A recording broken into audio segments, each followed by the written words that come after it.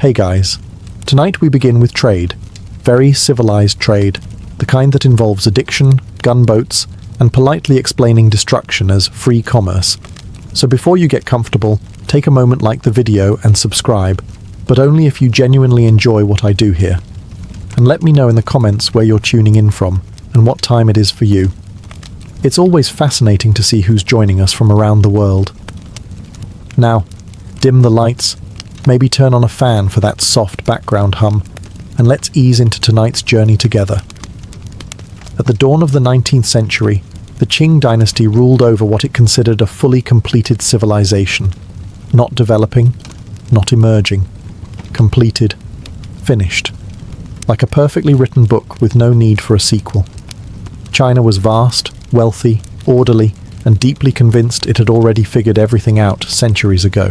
From the imperial court in Beijing, the world made perfect sense. China sat at the center of civilization, the Middle Kingdom, and everything beyond its borders existed in various stages of cultural confusion. Europe, from this perspective, was a distant land full of noisy merchants, odd clothing choices, and an unhealthy obsession with boats. And honestly, China had receipts. The empire fed hundreds of millions. Its bureaucracy functioned with terrifying consistency. Scholars spent their lives memorizing texts older than most European capitals. Examinations decided careers, not sword fights, which already put China several centuries ahead in terms of workplace professionalism. Most importantly, China produced the things everyone wanted. Tea fueled Europe's mornings. Silk wrapped aristocrats in status. Porcelain sat delicately on tables where people argued loudly about philosophy while drinking Chinese beverages out of Chinese cups. The global economy ran on Chinese products, whether Europe liked it or not. And what did China want in return? Silver. Just silver. No opinions, no gadgets, no unsolicited advice. Just shiny metal, please. This worked beautifully. Silver flowed in. Taxes were paid. Armies were funded. The imperial machine hummed along like a well-maintained clock, one made of tradition, hierarchy, and quiet confidence. Trade was tightly controlled, restricted to specific ports, and conducted entirely on Chinese terms. Foreign merchants followed the rules, or went home disappointed. There was no customer service department. But here's the problem with believing you need nothing. You stop watching people who need something desperately. While China viewed trade as a polite formality, Britain viewed it as a crisis. British silver was vanishing into China at an alarming rate, and empires hate that almost as much as they hate being told no. Somewhere in London, officials stared at balance sheets and began asking the most dangerous question in imperial history. What if we changed the rules? China, secure in its superiority, didn't notice the shift. It assumed foreigners would continue behaving like guests forever. It assumed admiration equaled submission. And that assumption, calm, confident, and completely reasonable, was about to become very expensive. While China was calmly enjoying its position as the world's cultural center, Europe was developing a very specific, very expensive habit. Tea. And not the casual, once-in-a-while kind. This was a daily ritual that shaped mornings, politics, and the emotional stability of entire nations. In Britain especially, tea was no longer a drink. It was infrastructure. British society ran on it. Workers drank it. Aristocrats drank it. Politicians drank it while pretending not to panic about the economy. The problem was that every cup of tea came from China, and China insisted on being paid in silver. No discounts, no trade credits, no loyalty points. From the Chinese perspective, this made perfect sense. Why accept foreign goods you do not need when everyone is lining up to hand you precious metal? From the British perspective, this was a financial nightmare wearing a polite smile. Silver began leaving Britain at a rate that caused real concern. Balance sheets looked increasingly grim. The empire could conquer continents, command oceans, and control global trade routes, yet somehow could not convince China to buy wool coats or industrial trinkets. It was deeply humiliating. British merchants tried everything. They offered textiles. China had better ones. They offered machinery. China was unimpressed. They offered clocks, mirrors, and novelty items that looked impressive for about 10 minutes. Chinese officials nodded politely and asked for silver. This is the moment where two worldviews collided. China believed trade was a controlled exchange that existed for stability. Britain believed trade was a tool for expansion, leverage, and profit. When trade did not benefit Britain, Britain did not consider that a failure. It considered it a challenge. British officials began asking dangerous questions. Why should silver keep flowing one way? Why should China dictate the terms? And most importantly, what could Britain sell that China could not refuse? The answer, unfortunately, was not tea, silk, or porcelain. It was addiction. Somewhere between frustration and imperial entitlement, British traders realized that China did not need more goods. It needed a problem. And if you could introduce that problem quietly enough, profit would follow. Tea had created a dependency in Europe. Now Britain was about to export one back. And unlike tea, this new product would not be poured gently into cups. It would seep into society, dissolve discipline, and rewrite the balance of power entirely. China had no idea this was coming. Britain absolutely did. Once Britain accepted that China did not want its products, officials turned to the next stage of imperial problem-solving: creativity with a loose relationship to morality. If China refused to buy British goods, Britain would simply introduce something China did not yet realize it needed. And by needed, we mean would soon be unable to function without. Enter opium. Opium was not new to China. It had existed for centuries in limited medicinal and recreational use. What was new was scale. Britain, through its control of India, suddenly had access to massive opium production. Fields were planted, harvests were refined, supply chains were organized with impressive efficiency and absolutely no concern for long-term consequences. This was not an accident. It was not a misunderstanding. It was policy. The logic was chillingly simple. Opium was lightweight, valuable, and addictive. Once people started using it regularly, demand would sustain itself. Best of all, it could be sold for silver, the exact resource Britain was losing to tea imports. The trade imbalance could be reversed, not by negotiation, but by dependency. To manage this operation, Britain relied on the British East India Company, an organization that functioned less like a business and more like a government that had accidentally discovered profit margins. It collected taxes, ran armies, administered territory, and now, very efficiently, sold narcotics to another empire. Officially, Britain claimed the opium trade was not its responsibility. The company was merely a commercial entity, after all. This was convenient, because it allowed British politicians to express concern while simultaneously counting the money.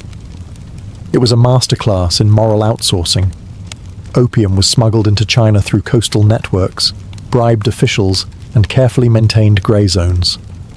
Everyone involved knew it was illegal. Everyone involved also knew it was profitable. The Chinese state warned against it. Merchants ignored the warnings. Users multiplied. At first, the damage was subtle. A few addicts, a few corrupt officials, a few missing silver shipments. Nothing that looked like a crisis, yet. But addiction does not announce itself loudly. It creeps in quietly, settles comfortably, and only reveals its full cost when it is too late to stop. Britain had solved its trade problem. China had acquired a far worse one. And the empire that once believed it needed nothing was about to discover how expensive that confidence could be. At first, the opium problem did not look like a catastrophe. It rarely does. There were no dramatic collapses, no instant riots, no imperial alarms ringing across the capital. Instead, opium entered Chinese society the way most disasters do. Politely, gradually, and with a convincing sense of deniability. It began along the coast, among merchants, sailors, and dock workers. These were people already used to foreign goods and strange habits. A pipe here, a session there. No big deal. Officials assumed it would stay contained, limited to the rough edges of society, where problems were expected to live anyway. Then it didn't. Opium crept inland, carried by traders who knew exactly where demand would bloom next. Scholars discovered it helped them relax after long hours of memorizing classical texts. Soldiers used it to dull boredom, pain, and the existential dread of standing guard for weeks at a time. Administrators, exhausted by paperwork and responsibility, found the pipe offered a gentle escape from reality and from accountability. This is where things became dangerous. When addiction reaches the ruling class, it stops being a social issue and starts becoming a structural one. Offices opened late, decisions were delayed, bribes became easier to offer and harder to refuse. A bureaucracy designed to function through discipline and moral authority began to wobble under the weight of human weakness. Families felt it next. Silver disappeared from households. Heirlooms were sold. Farmers neglected fields. Artisans missed deadlines. Productivity fell, not because people were lazy, but because addiction quietly rearranged priorities without asking permission. And the most alarming part? The silver. For centuries, China had carefully built an economy dependent on silver as its monetary backbone. Now that silver began flowing out of the country in massive quantities, sucked up by opium payments, the system strained. Prices rose, wages failed to keep up, taxes became harder to collect. The empire's financial arteries were being drained from the inside, yet many officials hesitated to act decisively. Why? Because admitting the scale of the problem meant admitting failure. It meant acknowledging that foreign merchants had outmaneuvered the Middle Kingdom using nothing but patience, profit, and human vulnerability. So reports were softened, numbers were delayed, blame was redirected. The hope was that the problem would somehow stabilize on its own. It wouldn't. Addiction does not stabilize. It spreads. And while China debated how serious the problem really was, the opium trade was already reshaping society, quietly, efficiently, and with devastating momentum. For centuries, silver had been the quiet hero of China's economy. It paid soldiers, funded public works, lubricated bureaucracy, and kept markets predictable. If the empire had a circulatory system, silver was the blood. And for a very long time, it flowed in exactly one direction, inward. Then opium arrived, and the blood began flowing out. At first, the change was subtle. Merchants noticed that coins were a little harder to find. Local officials complained that tax payments were arriving late or partially missing. Nothing alarming. Just enough to be irritating. But irritation in imperial systems is often the first symptom of disaster. Soon, the problem became impossible to ignore. Silver was leaving China in massive quantities, siphoned off to pay for opium imports. Farmers struggled to pay taxes because the metal they needed was suddenly scarce. Prices rose unpredictably. Wages stagnated. Entire regions found themselves short on currency, which is never a great sign for a society built on monetary stability. And here's the truly painful irony. China had demanded silver for decades because it trusted silver. It was reliable, universal, stable. Now that same stability was working against it. There was no quick replacement, no alternative system ready to step in. You cannot simply announce, "We will be inventing a new economy next week." Officials scrambled to explain the situation without admitting how bad it really was. Reports were softened, numbers were massaged. Blame was carefully redirected towards smugglers, corrupt local leaders, or moral decay among the population. Everyone was guilty. No one was responsible. Meanwhile, opium merchants were thrilled. The more silver left China, the more dependent the economy became. This wasn't just trade anymore. It was leverage. The Qing bureaucracy, famous for its precision and discipline, began missing deadlines. Soldiers were paid late. Infrastructure projects stalled. Trust in local administration weakened. And once people stopped trusting the system, they stopped cooperating with it. Still, many officials hesitated to act decisively. Why provoke foreign powers? Why risk instability? Why admit the empire had been outplayed by smugglers and merchants? Better to manage quietly. Better to wait. Better to hope.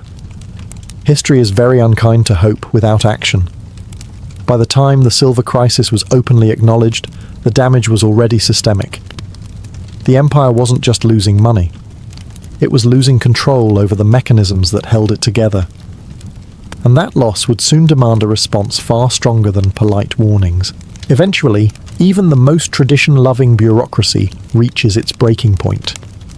For the Qing government, that moment arrived when the silver problem could no longer be explained away with polite memos and creative accounting. The economy was wobbling, officials were compromised, and the empire's moral authority was quietly evaporating. At this stage, denial stopped being an option and started being embarrassing.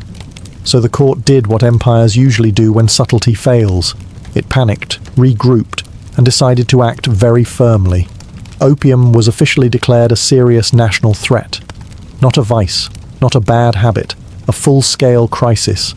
Imperial edicts were issued banning its import, sale, and consumption. Officials were ordered to crack down on smugglers. Users were warned. Dealers were threatened. The message was clear. This was over. And for once, the government meant it. The Qing court appointed determined officials who actually intended to enforce the law, not just nod at it. Warehouses were searched. Smuggling networks were exposed. Coastal ports were inspected with an enthusiasm that smugglers found deeply inconvenient. Suddenly, the opium trade felt less like a clever business and more like a dangerous crime. The most dramatic moment came when massive quantities of confiscated opium were publicly destroyed. Tons of it. Enough to make smugglers cry quietly into their balance sheets. The opium was mixed with lime and seawater and dumped, deliberately and permanently. This was not subtle symbolism. This was the empire saying, "We are done." From the Chinese perspective, this was law enforcement, a sovereign state enforcing its own rules within its own borders. Perfectly reasonable, entirely legal, long overdue. From the British perspective, this was an outrage. Merchants howled, officials protested. Diplomats wrote very serious letters explaining that destroying opium was, somehow, unfair. Not immoral trade, not addiction, not smuggling. Destruction of property was the true crime here. This is where the situation crossed from internal crisis to international confrontation. China believed it was restoring order. Britain believed its profits were being attacked. And when empires disagree about money, philosophy tends to exit the conversation immediately. China assumed firmness would restore control. Britain assumed force would restore trade. Both sides believed they were defending justice. Only one side had steam-powered warships waiting offshore. And that imbalance was about to become painfully obvious. Britain did not respond to China's opium crackdown with self-reflection. There were no emergency meetings about ethics, no long walks along the Thames wondering if maybe selling narcotics to another civilization was a bad look. Instead, British officials reached for a far more familiar tool: naval power. The argument was simple, elegant, and deeply convenient. Britain claimed that China's destruction of opium was an attack on free trade, not illegal trade, not smuggling, just trade. The fact that opium was banned under Chinese law was treated as a minor detail, the way a no swimming sign is treated right before someone dives in anyway. Diplomatic letters flew back and forth, each more offended than the last. Britain insisted that its merchants had rights. China insisted that its laws applied within its borders. One side believed sovereignty mattered. The other believed profit mattered more. This conversation was never going to end peacefully. So Britain sent ships, and modern ships, steam-powered, bristling with cannons, crewed by sailors trained for industrial warfare. When these vessels arrived off the Chinese coast, they represented a future that the Qing military was simply not prepared to fight. This was not courage versus cowardice. It was wood and sail versus iron and steam. Thus began the First Opium War, a conflict that was less a war and more a demonstration. Chinese forces fought bravely, often with outdated weapons and heroic optimism. British forces fought efficiently from a safe distance, with technology designed to remove romance from battle entirely. Coastal defences fell quickly. Forts were shelled into submission. Ports were blockaded. Each engagement sent a clear message. Resistance was admirable, but futile. Britain could strike where it wanted, when it wanted, and then politely request negotiations. Inside China, disbelief turned into panic. This was not how the world was supposed to work. For centuries, China had been the strongest power in its region. Now, foreign ships dictated terms from the sea, immune to traditional tactics and unimpressed by imperial authority. The war was short. The outcome was never in doubt. China sued for peace not because it accepted Britain's arguments, but because continuing the fight meant national collapse. The lesson was brutal. The opium trade had not only weakened China internally, it had exposed the empire to a world that no longer played by its rules, and the real damage was only just beginning. When the war ended, it did not end with celebration, reconciliation, or mutual understanding. It ended with paperwork. Very expensive paperwork. The kind of paperwork written while cannons are still warm and politely pointed at your coastline.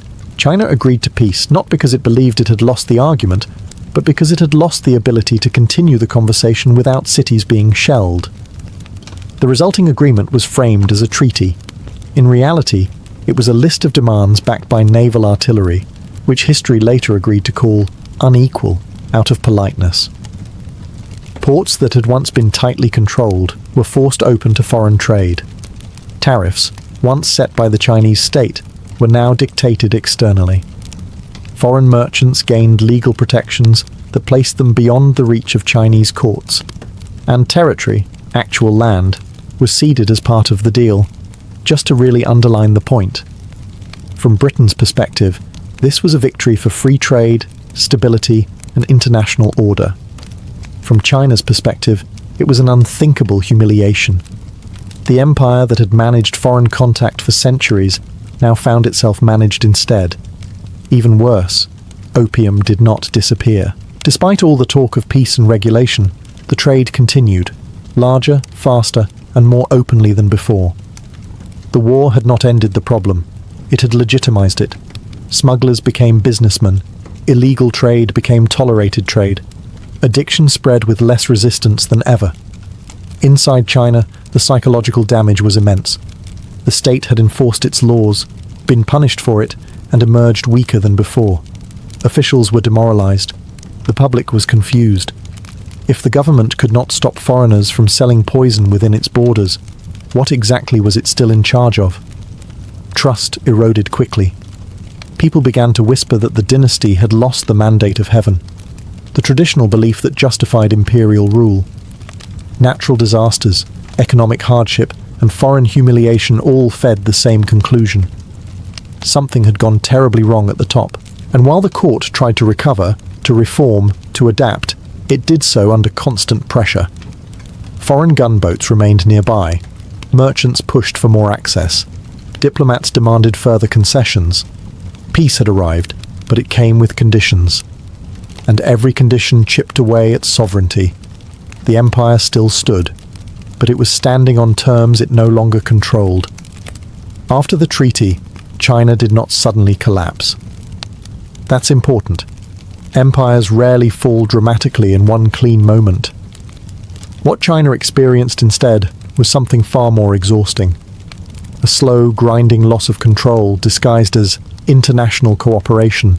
The newly opened ports quickly became foreign islands on Chinese soil. Merchants arrived with legal protections that made them effectively untouchable by local authorities. If disputes arose, they were handled in foreign courts, under foreign laws, by foreign judges. China still owned the land, technically, but authority had packed its bags and moved out. Chinese officials found themselves in an impossible position. They were responsible for order, but lacked the power to enforce it. They were expected to collect taxes, but tariffs were now capped by foreign agreement. They were meant to regulate trade, but trade no longer listened. It was governance with all the responsibility and none of the authority, the worst possible arrangement. Opium flowed more freely than ever. The war had sent a clear message to smugglers. Resistance was dangerous, but persistence was profitable. Addiction deepened. Entire neighborhoods hollowed out. Productivity continued to fall. Families that had survived generations slipped into poverty in a single decade. Foreign merchants, meanwhile, thrived. They built warehouses, offices, and enclaves that operated like miniature cities. These areas were cleaner, better supplied, and suspiciously well protected. To Chinese observers, they looked less like trading posts and more like previews of a future they hadn't agreed to. And here's where the humiliation really sank in. Chinese scholars and officials knew what was happening. They weren't ignorant. They could read reports, track silver flows, and observe social decay.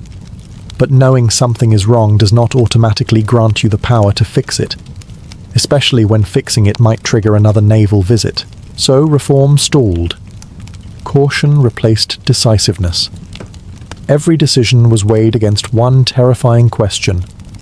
Will this provoke another war? Governance slowed to a crawl. Innovation became risky. Stability became fragile. The people noticed. Trust in the dynasty weakened further. Rumors spread. Secret societies gained followers. Religious movements promised salvation, justice, or at least explanations. When a state cannot protect its citizens from foreign pressure or internal decay, citizens start looking elsewhere for meaning. China was not yet collapsing, but it was leaking. Authority, confidence, and cohesion. And leaks, if ignored long enough, always become floods. Once an empire loses control over its borders, its trade, and its dignity, the next thing to go is usually internal peace. And China, exhausted from foreign pressure and economic strain, was about to discover that internal collapse is far messier than external defeat. The countryside began to feel the damage first. Farmers struggled with rising taxes and falling incomes. Silver was scarce, officials were desperate, and corruption became less a moral failure and more a survival strategy. When local magistrates squeezed harder, peasants did not respond with loyalty. They responded with resentment, the quiet, patient kind that eventually explodes. Banditry increased.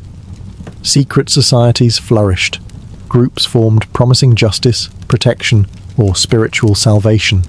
Some offered all three, which made them extremely popular. When the state looks weak, alternatives start looking attractive, even if they come with matching uniforms and slightly unhinged leaders. Inside the Qing government, things weren't much better. Reformers argued that China needed to modernize, adopt new technology, rethink institutions, and maybe stop assuming the rest of the world would politely behave forever. Traditionalists argued that this thinking was dangerous nonsense, and that the real problem was moral decay, foreign influence, and insufficient respect for ancient values. These debates did not end quickly or productively. They dragged on while conditions worsened. Meetings were held. Memorials were written. Arguments were made with impressive calligraphy and absolutely no urgency. Meanwhile, villages burned, taxes went unpaid, and confidence in the system evaporated. The army, once a symbol of imperial stability, suffered badly. Soldiers were underpaid, poorly equipped, and increasingly tempted by desertion or rebellion. Loyalty is difficult to maintain when your salary is late and your government appears powerless. Even discipline began to fray, and perhaps most damaging of all was the loss of belief. For centuries, the Qing ruled under the idea that heaven favored their authority. When floods, famine, addiction, foreign humiliation, and internal chaos all arrived at once, people began to question whether heaven had quietly withdrawn its support. The mandate of heaven was not officially revoked. It never is, but it was definitely under review. By this point, the empire was no longer simply reacting to problems. It was drowning in them. Foreign powers watched closely. Rebels waited patiently, and the Qing state, stretched thin in every direction, was about to face a crisis so massive it would scar China for generations. If the Qing Empire had been limping before, this was the moment it collapsed onto the floor and politely asked history for a minute to breathe. What followed was not a minor uprising or a manageable revolt. It was one of the deadliest civil wars in human history, the Taiping Rebellion. It began, as many disasters do, with a man who believed he had a special message for the world. Hong Xiuquan failed the imperial examinations repeatedly, had a nervous breakdown, and emerged convinced he was the younger brother of Jesus Christ. This alone should have raised concerns. Instead, it became the foundation of a mass movement fueled by desperation, poverty, and rage at a government that looked increasingly irrelevant. The Taiping movement promised equality, land reform, moral purification, and an end to corruption. To millions of peasants crushed by taxes, addiction, and economic collapse, this sounded fantastic. To the Qing government, it sounded like the end of everything, which, inconveniently, it almost was. Entire provinces fell out of imperial control. Cities were captured, bureaucrats fled, armies defected or disintegrated. The rebellion established its own capital and ruled vast territories for years. This was no fringe uprising. This was an alternative state growing inside the empire like a second skeleton. The Qing response was chaotic and brutally expensive. Loyalist armies were raised, often funded by local elites rather than the central government. Foreign powers, smelling opportunity, offered assistance at a price.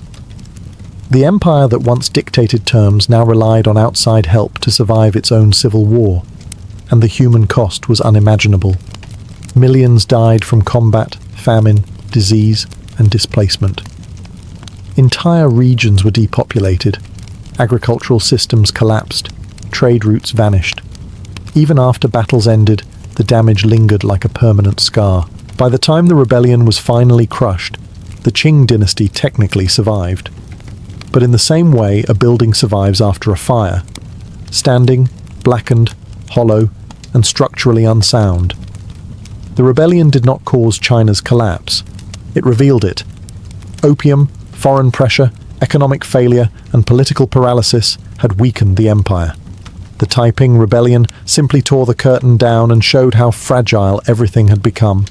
And after this, recovery was no longer an option, only delay. After the rebellion was crushed, the Qing Empire still existed, which, under the circumstances, felt like an achievement worth applauding politely. The dynasty remained on the throne, officials returned to their desks, and the machinery of government creaked back into motion. On paper, the empire had survived. In reality, it was operating on borrowed time and borrowed confidence. The central government was exhausted. Financial reserves were gone. Military forces were depleted. Authority had been outsourced to local elites, who now expected rewards for saving the dynasty. The emperor still ruled, but increasingly through negotiation rather than command. Never a comforting sign for an absolute monarchy. Foreign powers noticed immediately. China's weakness was no longer theoretical. It was visible, tangible, profitable. Western nations pushed for more access, more ports, more rights, and more exemptions. Each demand was framed as reasonable. Each concession was described as temporary. None of them were ever reversed. The Qing court attempted reform, but cautiously, almost apologetically. New schools were discussed. Modern weapons were considered. Administrative changes were proposed, and then delayed, and then debated, and then quietly shelved, usually after someone asked whether reform might upset tradition, foreign powers, or both. This created a uniquely frustrating situation. Everyone agreed something needed to change, but no one agreed on what, how, or how fast. Reformers were accused of betraying Chinese values. Conservatives were accused of dooming the empire. Meetings were held. Papers were written. Very little happened. Meanwhile, opium addiction remained widespread. Even as officials condemned it, tax revenue quietly depended on it. Efforts to suppress it risked unrest. Efforts to tolerate it guaranteed decay. The state found itself trapped between morality and survival, and chose survival, slowly bleeding both. The people noticed. Faith in the dynasty continued to erode. Younger generations questioned why China, once the unquestioned center of civilization, now bent to foreign demands. Scholars debated how this had happened. Peasants didn't debate at all. They simply endured. What remained of Qing authority functioned more like damage control than governance. The goal was no longer greatness, stability, or renewal. It was simply avoiding collapse for another year. Then another. Then another. The empire was still standing, but no longer moving forward. And history is unforgiving to civilizations that stop moving. By the late 19th century, China found itself in a deeply humiliating position, still technically independent, yet increasingly treated like a shared workspace by foreign powers. No single nation had conquered China outright, but several had helpfully moved in, rearranged the furniture, and begun charging rent. Foreign influence spread through what were politely called spheres of influence. Different powers claimed economic privileges in different regions, building railways, controlling mines, managing ports, and dictating trade terms. China still had emperors, officials, and laws, but they operated in a landscape where key decisions required foreign approval, or at the very least, foreign tolerance. This arrangement was disastrous for sovereignty, and confusing for everyone involved. Chinese officials were expected to maintain order in cities where foreigners answered only to their own courts. A Chinese magistrate could arrest a local citizen, but not a foreign merchant. Imagine being responsible for public safety, while half the population is legally untouchable. Authority does not thrive under those conditions. Economically, the damage deepened. Profits flowed outward. Infrastructure served foreign trade more than local needs. Chinese workers labored on projects that benefited outsiders, often under harsh conditions. The empire was no longer extracting value from its territory. It was watching value leave in an orderly, well-documented fashion. And yet, there was no dramatic moment of collapse. No final battle. No triumphant invasion. Just a constant series of concessions, negotiations, and humiliations that wore the system down. Each agreement was described as temporary. Each compromise was framed as necessary. Together, they formed a permanent state of weakness. Reformers inside China grew more desperate. Some called for rapid modernization. Others demanded a return to tradition. A few suggested combining both, which pleased absolutely no one. The court tried to balance these competing visions while also avoiding another war, another rebellion, or another diplomatic crisis. It was like juggling while standing on a cracked floor. Public frustration mounted. Students protested. Intellectuals wrote furious essays. Secret societies whispered about revolution. The idea that the dynasty could restore China's strength began to feel less like hope and more like nostalgia. And through it all, the memory of opium lingered, not just as a drug, but as a symbol. It represented humiliation, exploitation, and the moment China realized the world had changed without asking permission. The empire still existed, but it no longer commanded respect. And once respect is gone, power usually follows. By the early 20th century, the Qing Empire was still alive in the same way an old house is still standing, upright, familiar, and quietly unsafe.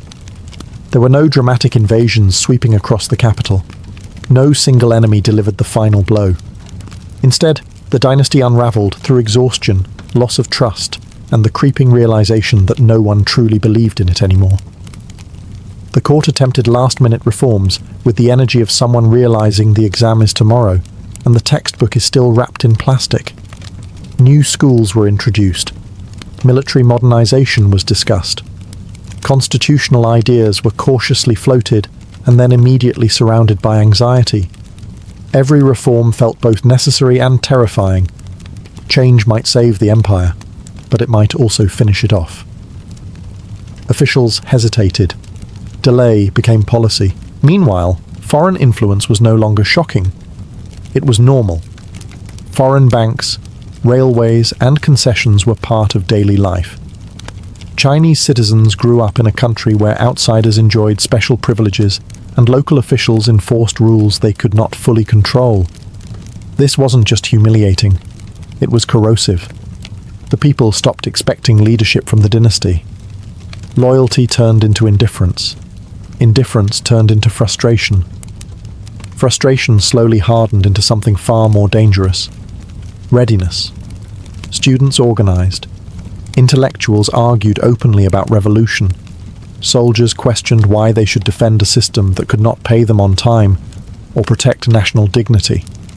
When authority dissolves quietly, rebellion does not need to shout. It just needs to wait. And the dynasty had no answer left.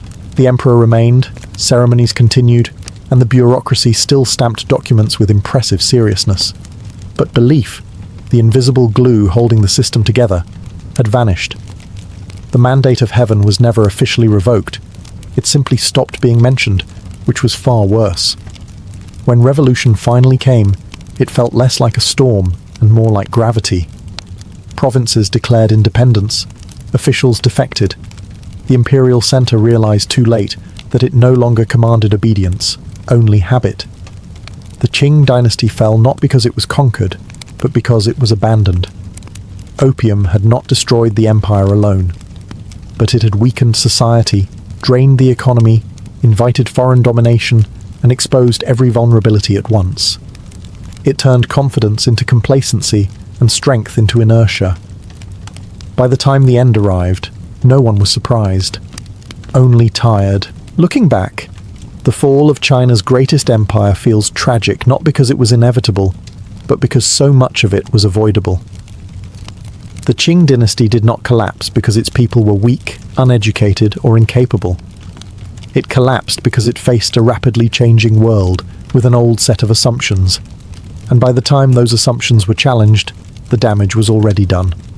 Opium did not destroy China in a dramatic, cinematic way. There was no single night when everything fell apart. Instead, it worked slowly, patiently, almost politely. It weakened bodies. It drained silver. It corroded trust. It softened resistance. By the time the empire realized what was happening, it was no longer fighting one problem. It was fighting all of them at once. Foreign powers did not need to conquer China outright. They simply waited. They watched as addiction hollowed out society, as trade imbalance flipped direction, as reforms stalled under fear and indecision. When they applied pressure, they found a system already tired, already divided, already unsure of itself. And here's the uncomfortable truth. The opium trade succeeded not just because Britain was aggressive, but because it understood something brutal about power. Power does not always need armies. Sometimes it just needs leverage, economic, social, psychological. Opium was leverage in its most cynical form. The Qing court believed stability was strength. In many eras, it had been. But in this one, stability without adaptation became stagnation. The empire tried to preserve order while the world rewrote the rules. It tried to manage foreign contact instead of understanding it. It tried to outweight change. History does not wait, and yet, there is something quietly admirable in how long China endured. Despite humiliation, rebellion, addiction, and foreign pressure, Chinese society did not disappear. It absorbed the shock. It fractured, suffered, and eventually rebuilt. The empire fell, but the civilization did not, which is more than many empires can say. If there is a final lesson here, it is this. No civilization collapses because of a single vice or a single enemy. Collapse happens when confidence turns into complacency, when power stops questioning itself, and when problems are allowed to grow quietly because confronting them feels uncomfortable. Opium did not just poison bodies, it exposed weakness. And once weakness is visible, the world moves in. That is how China's greatest empire fell, not with a final battle, but with a long, exhausted exhale. Amelia Earhart was not born into the sky. She was born into a world that very clearly told her to stay on the ground. Late 19th century America had firm ideas about what girls were meant to become, and none of them involved engines, windburn, or altitude. But even as a child, Amelia treated those expectations like loose suggestions rather than rules. She grew up climbing trees, building crude homemade roller coasters, and collecting newspaper clippings about women who dared to do unusual things. While other girls were encouraged toward manners and marriage, Amelia was busy breaking things, fixing them and wondering how far she could push herself before the world pushed back. The sky at this stage was still just an idea, but the instinct was already there. Movement, freedom, distance. Her childhood was unstable. Financial struggles and family tensions forced frequent moves, and that sense of impermanence shaped her deeply. Home was not a fixed place. It was something temporary, something that could vanish. In hindsight, it is hard not to see how this fed her fascination with travel and escape. When nothing stays put, motion begins to feel safer than stillness. Amelia was intelligent, observant, and quietly rebellious. She did well in school, but never fully accepted the roles handed to her. She worked as a nurse's aide during the First World War, caring for wounded soldiers and witnessing firsthand what machines and modern warfare could do to the human body. It was here, surrounded by broken men and broken systems, that her sense of purpose sharpened. Life was fragile, time was limited, comfort was optional. Her first real encounter with aviation came not as a dramatic revelation, but as a slow burn. She saw planes at fairs, heard their engines, watched them wobble into the sky like stubborn insects. Early aircraft were loud, unreliable, and dangerous, which meant they were also perfect. They were not polite machines. They demanded courage, money, and mechanical understanding, all things women were told they lacked. Amelia saved obsessively, worked relentlessly, and ignored the raised eyebrows. She was not chasing glamour. She was chasing space, physical and psychological, in a world that kept shrinking women down. Long before she ever flew solo across an ocean, she had already made her most important journey, deciding that the ground was optional. Amelia Earhart did not step into aviation through an open door. She forced her way in through a side entrance, unpaid, uncelebrated, and largely unwanted. Flying in the early 1920s was expensive, dangerous, and dominated by men who believed gravity was sexist, and ambition even more so. Amelia did not argue with them. She simply learned to fly anyway. Her first flight as a passenger was brief and unromantic. The plane rattled, the wind roared, and the pilot probably did not care whether she enjoyed herself. But something clicked. Not awe, not fear, recognition. This was what she had been looking for. Not beauty, but control. The ability to lift yourself out of the ordinary world using skill and nerve alone. Flying lessons were brutally costly, so Amelia did what she always did. She worked. She took whatever jobs she could find, lived modestly, and treated every dollar as a future minute in the air. Her instructor was a woman, an exception in itself, and the lessons were practical rather than poetic. There was no romance in learning to land without dying, just repetition, discipline, and mistakes you survived long enough to correct. Early planes were unforgiving machines. No insulation, no comfort, barely any instruments. The cockpit was open to the elements, and the engine sat inches away, vibrating like it might detach out of spite. Pilots dressed for cold, not elegance. Goggles, scarves, leather. Not for style, but for survival. This was not freedom without cost. It was freedom paid in bruises, fear, and constant risk. Amelia learned quickly, but she also learned realistically. She understood that talent alone would not carry her forward. Aviation required money, sponsorship, and publicity. Records mattered. Headlines mattered. If she wanted to stay in the air, she would have to become visible on the ground. This was a compromise she accepted, though never comfortably. She bought her first plane, bright yellow, slightly ridiculous, and deeply beloved. She named it, flew it hard, and pushed it higher than she was supposed to. Altitude records followed. Then, attention. Newspapers began to notice the novelty, a woman pilot who was not performing stunts for laughs, but treating aviation as serious work. Still, she was often introduced as an accessory rather than an aviator. Questions focused on her clothes, her smile, her nerves. She answered politely and returned to the cockpit. Every flight was an argument she did not need to voice. Each successful landing said enough. By the time she began setting records, Amelia was no longer asking permission. She had learned the machine, the sky, and the quiet truth beneath both. Confidence is built, not granted. Amelia Earhart did not become famous because she wanted to be admired. She became famous because aviation needed a symbol, and she happened to be useful. Her growing list of records and near records attracted attention at exactly the moment when long-distance flight was becoming a public obsession. Planes were no longer just machines, they were promises, and Amelia was shaped into one. Her sudden rise into the spotlight came with a peculiar imbalance. Newspapers celebrated her courage, but rarely her competence. She was framed as daring rather than disciplined, brave rather than skilled. When she crossed the Atlantic as a passenger on a transoceanic flight, headlines crowned her a heroine, even though she had not been at the controls. Amelia herself was deeply uncomfortable with this. She accepted the praise, smiled for photographs, and then privately dismissed the achievement as incomplete. Being famous for sitting still was not the goal.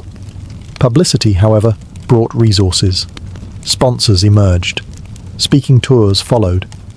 Amelia learned to stand on stages and talk about flight to audiences who had never left the ground. She used these moments carefully.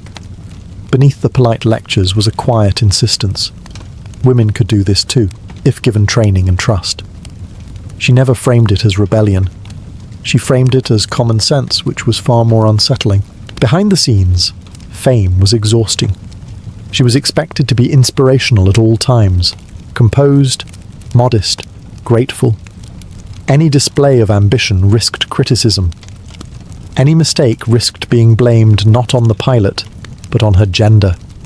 The margin for error was thinner for her than for any man sharing the same sky. Amelia understood this and adapted. She cultivated an image that was calm, capable, and deliberately plain. No theatrics, no arrogance. She dressed simply, spoke carefully, and redirected attention toward aviation itself. This was not humility, it was strategy. The less threatening she appeared, the farther she could go, yet the imbalance gnawed at her. She wanted to fly, not tour, to test limits, not repeat speeches. The more famous she became, the less time she spent in the air, and that contradiction sharpened her resolve. If the world was going to watch her, then she would give it something worth watching. Fame had found her first. Now she would decide what to do with it, and more importantly, how to escape it back into the sky. Amelia Earhart was determined to erase the asterisk next to her name. Being labelled the first woman to cross the Atlantic was flattering, but the quiet qualifier, passenger, lingered like turbulence. She wanted the record that mattered to her, alone, responsible for every decision, every correction, every consequence. Not symbolic flight. Real flight. Planning a solo Atlantic crossing in the early 1930s was not optimism. It was audacity backed by preparation. The route was dangerous, the weather unpredictable, the navigation crude. There were no comforting instruments to lean on, no autopilot to save you when fatigue set in. Once airborne, the pilot became a small human problem suspended inside a larger mechanical one. Amelia knew this. She accepted it without dramatics. The plane was modified for endurance rather than elegance. Extra fuel tanks replaced comfort. Weight was calculated obsessively. Anything unnecessary was removed. The cockpit became a narrow space of noise, vibration, and isolation. This was not a journey meant to be enjoyed. It was meant to be completed. When she took off, there was no spectacle. Just an aircraft lifting into uncertain sky, carrying a woman who understood exactly what was at stake. Hours passed. Weather deteriorated. Ice formed on the wings. Instruments failed. At times she flew blind, trusting instinct, experience, and the thin line between caution and commitment. Fatigue crept in quietly. Muscles stiffened. Focus narrowed. The Atlantic offered no landmarks, no reassurance, just endless water below and an engine whose mood could change without warning. At any moment, A single failure could turn determination into disappearance. And yet, she persisted, not heroically, practically. Each problem was addressed as it arrived. When the plane struggled, she adjusted. When conditions worsened, she adapted. The flight was not a cinematic triumph. It was a sustained act of competence under pressure. When she finally landed on the far side of the ocean, there was relief rather than celebration. The record was hers now, undeniable, unqualified. She had done what she set out to do, not to prove a point to critics, but to herself. The world responded with applause, parades, and headlines. Amelia accepted them politely. But the real victory had already happened in the air, where no audience could interfere. She had taken full control of the aircraft, the narrative, and the meaning of her own ambition. Amelia Earhart emerged from her Atlantic triumph with something more complicated than victory. She was no longer just a skilled aviator. She had become a symbol whether she liked it or not. The public saw freedom, progress, and modernity stitched neatly into a leather jacket. Amelia saw a responsibility she had not actively sought, but refused to waste. With recognition came influence. Invitations arrived from universities, aviation groups, and political organizations. She accepted many of them, not out of obligation, but because she understood leverage when she saw it. If people were going to listen to her, she would say something useful. She spoke openly about opportunity, access, and the absurd waste of talent caused by excluding women from technical fields. Her arguments were calm, factual, and difficult to dismiss without sounding irrational. She helped found organizations dedicated to supporting female pilots, not as social clubs, but as professional networks. Training, shared resources, mentorship, practical tools rather than inspirational slogans. Amelia believed progress came from structure, not applause. You could not survive on admiration alone. You needed skills, backing, and people who took you seriously. At the same time, she continued flying. Records accumulated quietly: speed, distance, altitude. These achievements rarely received the same attention as her Atlantic flight, but they mattered to her. Each one reinforced her credibility. Each one kept her grounded in the work itself, rather than the image built around it. Her private life remained guarded. She valued independence fiercely and resisted expectations placed on her by fame and convention. Marriage, when it came, was approached as a partnership rather than a surrender. She insisted on autonomy, financial and personal, at a time when such demands were viewed as unsettling. She did not frame it as ideology. She framed it as fairness. This balance, public figure and private individual, was exhausting. The constant travel, the speeches, the expectations. Yet Amelia maintained a controlled calm. She rarely complained. She rarely dramatized. The pressure existed, but it did not define her. She understood that symbols eventually fade unless reinforced by action.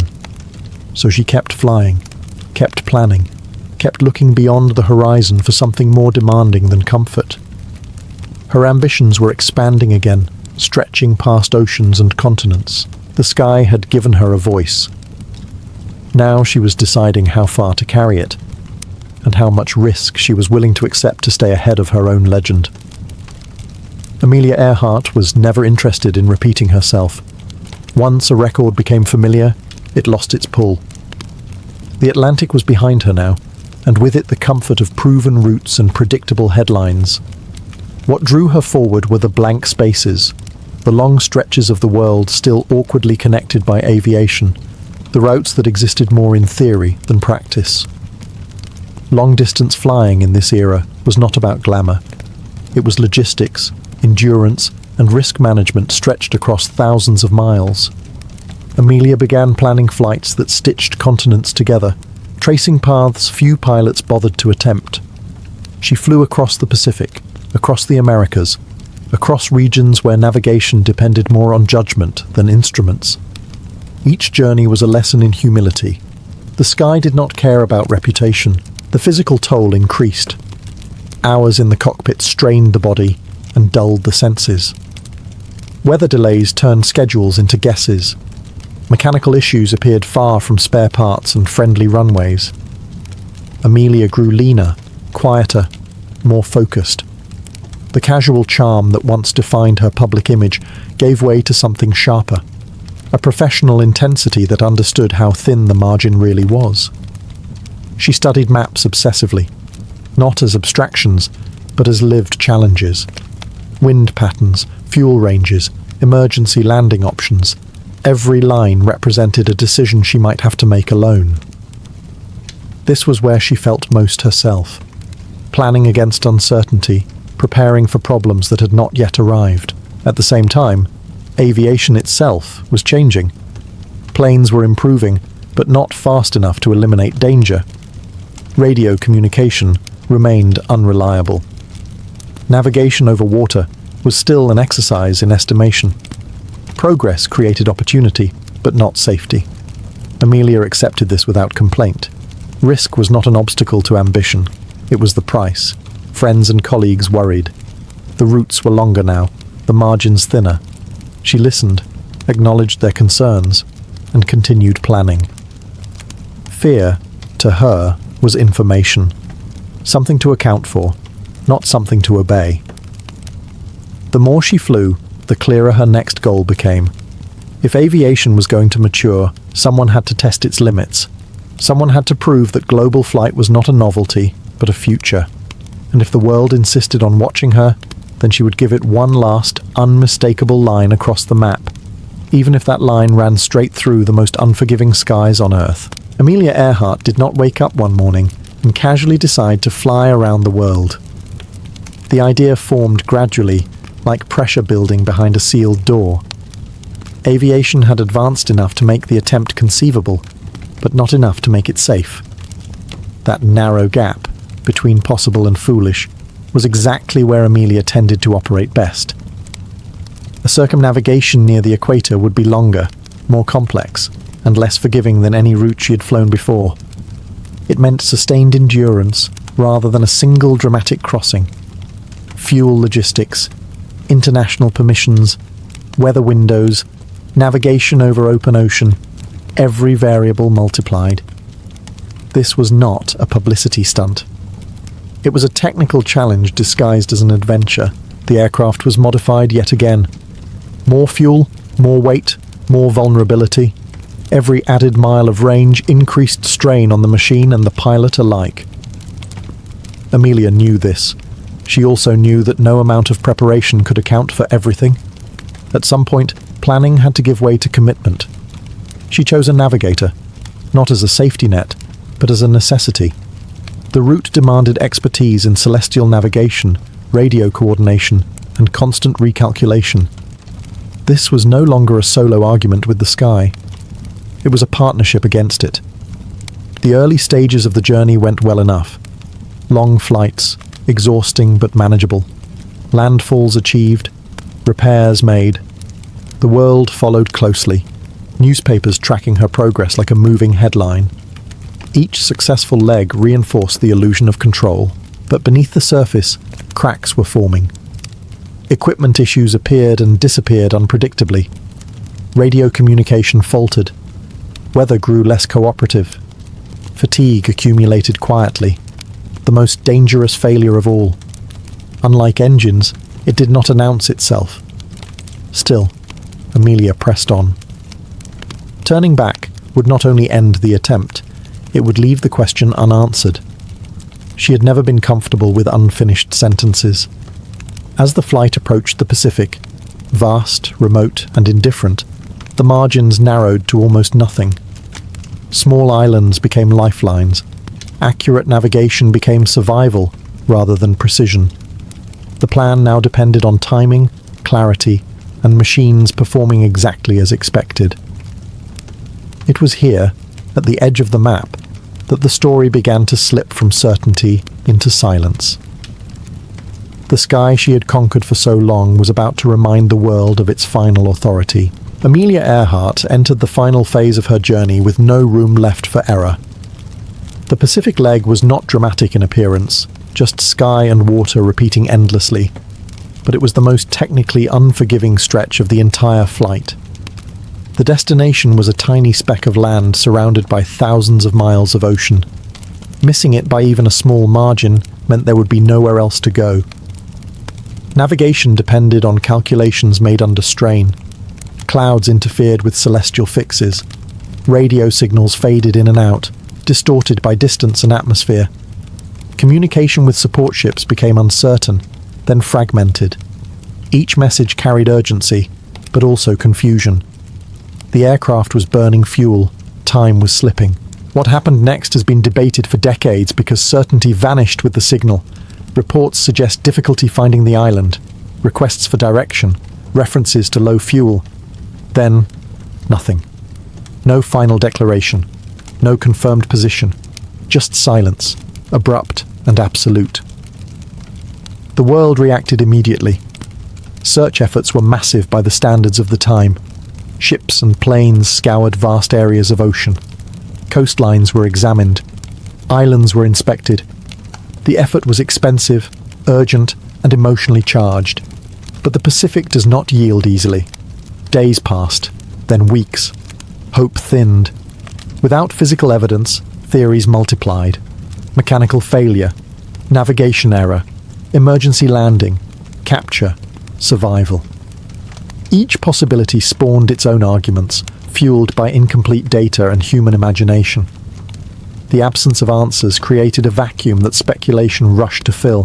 What made the disappearance so haunting was not just the loss, but the mismatch between expectation and reality. This was a woman who had beaten distance repeatedly, who had treated the sky as something knowable. And yet, in the end, she vanished not in a storm of spectacle, but quietly, mid-task, mid-calculation. There was no heroic final image, no confirmed last words, just the unresolved space between effort and outcome. The disappearance did not erase her achievements, but it altered how they were remembered. The narrative shifted from mastery to mystery. The aviator became a question mark, suspended somewhere between legend and logistics. The silence over the Pacific was not dramatic. That was precisely why it endured. It reminded the world that even the most disciplined preparation could still end without resolution, and that the sky, no matter how familiar, never truly belonged to anyone. Amelia Earhart did not disappear from history when her plane vanished. In many ways, that moment fixed her in place permanently. The unanswered ending ensured that her life would never be neatly concluded, never filed away as a completed chapter. Instead, it remained open, inviting interpretation, debate, and projection. Searches eventually ended, but interest never did. Decades passed, and new technologies, new expeditions, and new theories continued to chase the same question across the same ocean. Each generation brought fresh confidence that it would finally solve the mystery. None did. The absence of certainty became part of the story itself, yet focusing solely on the disappearance risks missing the larger truth. Amelia Earhart's significance was not rooted in how her life ended, but in how deliberately she lived it. She treated ambition as a discipline rather than a spectacle. She prepared, calculated, adjusted, and accepted risk without romanticizing it. That mindset, calm persistence under pressure, is harder to mythologize than a dramatic crash, but far more instructive. Her impact on aviation was practical. She proved that long-distance flight was not reserved for a narrow type of person. She expanded who could be imagined in a cockpit, not through slogans, but through logged hours and completed routes. Organizations she helped establish continued to support pilots long after headlines faded. Structures outlived stories. Culturally, she became a shorthand for independence. Not because she rejected society outright, but because she navigated it on her own terms. She understood how systems worked and where they could be bent. She used visibility strategically, then returned to the work. That balance is easy to admire and difficult to replicate. The mystery surrounding her disappearance often overshadows her competence, but it does not diminish it. If anything, it reinforces the central lesson of her life. Progress happens at the edge of certainty, where outcomes are not guaranteed. Amelia Earhart did not seek immortality. She sought movement, distance, and mastery. The fact that her final flight ended without answers does not undermine that pursuit. It underscores it. The sky never gave her closure. History filled the silence instead, not with conclusions, but with endurance. And in that way, she never truly landed. Fashion does not begin with self-expression. It begins with survival. Long before clothes were judged for beauty, they were judged for usefulness, warmth, protection, and durability. But almost immediately, something else crept in. Meaning. Even the simplest garment began to say something about who you were, where you belonged, and how much power you carried. In ancient Egypt, this connection between clothing and status became unmistakable. Linen dominated daily life, spun from flax grown along the Nile. It was light, breathable, and perfectly suited to a hot climate. But not all linen was equal. The quality of the weave, the fineness of the thread, and the cleanliness of the cloth mattered deeply. Clothing was not just worn, it was displayed. Most people dressed simply. A basic wrap or kilt, practical and unadorned, signalled labour and obedience. The elite, however, wore linen so fine it was almost transparent, carefully pleated and bleached to radiant white. Cleanliness itself became a symbol of moral and social superiority. To appear unkempt was not just unattractive, it was suspect. Jewellery filled the gap where fabric stopped. Gold, beads, amulets, and coloured stones transformed otherwise minimal clothing into declarations of rank. These were not accessories for decoration alone. They were portable wealth, spiritual protection, and political messaging worn directly on the body. Even cosmetics played a role.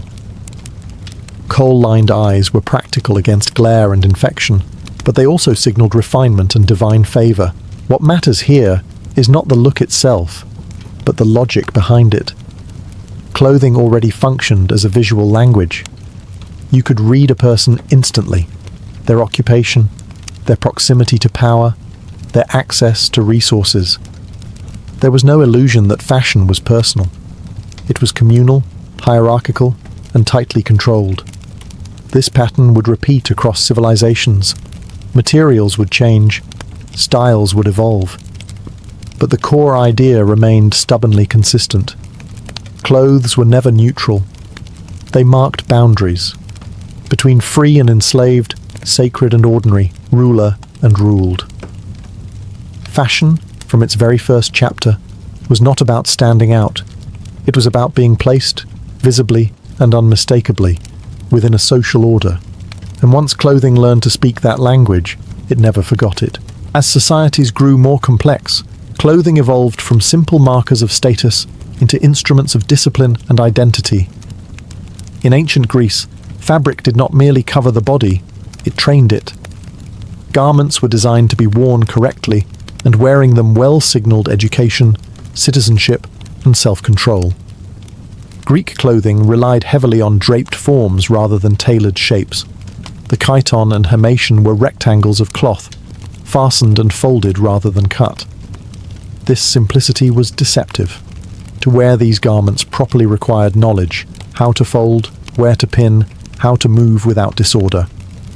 A citizen's clothing was expected to appear effortless, but effort lay beneath every fold. The body itself mattered. Greek ideals prized proportion, balance, and restraint, and clothing was designed to echo those values. Excessive ornamentation was frowned upon. Simplicity suggested virtue. Bright dyes and luxurious fabrics existed, but they carried social implications. Too much display hinted at foreign influence, moral weakness, or a lack of discipline. Across the Mediterranean, ancient Rome took these ideas and formalized them. Clothing became law. The toga was not merely traditional attire, it was a legal marker of citizenship. Only free male citizens could wear it, and even then, there were rules. Different togas signalled different ranks, offices, and stages of life. You did not choose your toga. Your status chose it for you. Roman clothing was intentionally cumbersome. The toga was heavy, restrictive, and impractical. That was the point. Physical labor was incompatible with political authority. A man who could move easily was expected to work. A man draped in layers of wool was expected to rule. Clothing enforced hierarchy by limiting the body itself. Women's clothing followed its own strict codes, signaling respectability, marital status, and family honor. Deviating from these expectations invited scrutiny or suspicion. Fashion here was less about creativity and more about compliance. In both Greece and Rome, clothing acted as public shorthand.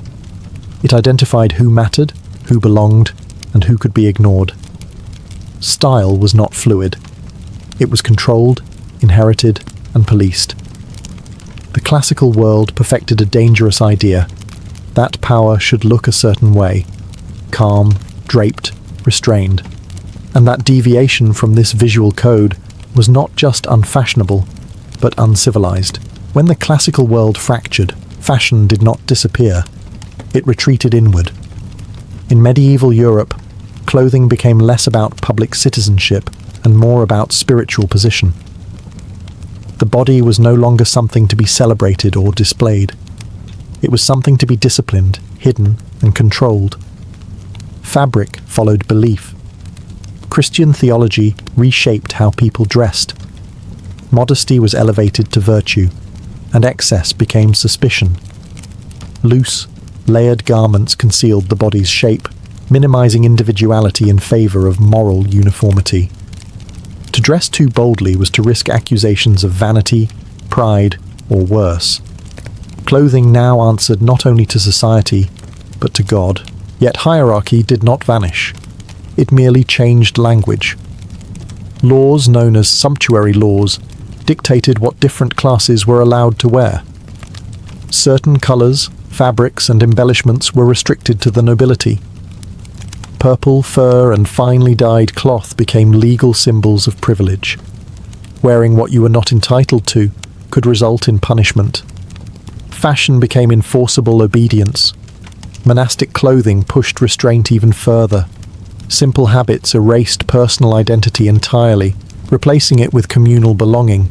Rough fabric, muted colors, and repeated forms reinforced humility and submission. To look the same as everyone else was the point. Distinction was a sin. At the same time, the elite dressed with calculated excess. Heavy velvets, layered furs, and elaborate embroidery declared power not through elegance, but through weight and cost. These garments were uncomfortable by design. They announced that the wearer did not labor, did not rush, and did not bow easily. Clothing slowed the body and elevated the wearer above daily struggle. Women's fashion reflected additional pressures.